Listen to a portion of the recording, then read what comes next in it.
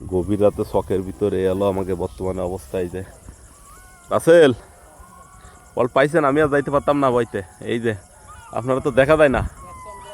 হ্যাঁ, ওই যে শিয়াল ডাকতেছে, এই আমরা বিদ্যুতের লোক, হ্যাঁ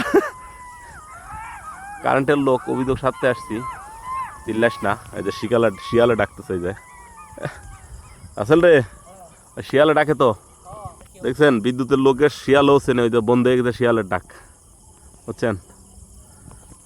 এ অবস্থা এত জঙ্গলের ভিতরে। কোন দিক দেখেছেন আপনি? হ্যাঁ, আল্লাহ রে আল্লাহ, মাফ করিস যা। আল্লাহ কি যা আছে আল্লাহ কি জানে। দেখছেন শিয়ালে তো ডাকা বন্ধ দিয়ে দিছে, চিনতে পারছে মানে আমাকে, বুঝছেন। বিদ্যুৎ অফিসের লোক ছাড়া এত রাত্রে কেউ আইব না এনে।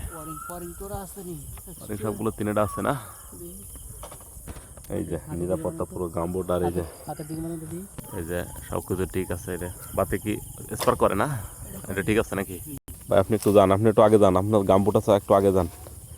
কি একটা অবস্থা, আল্লাহ কি জানে কি আছে। আস্তে যা খেয়ে ভাই আগে ই করে দিক।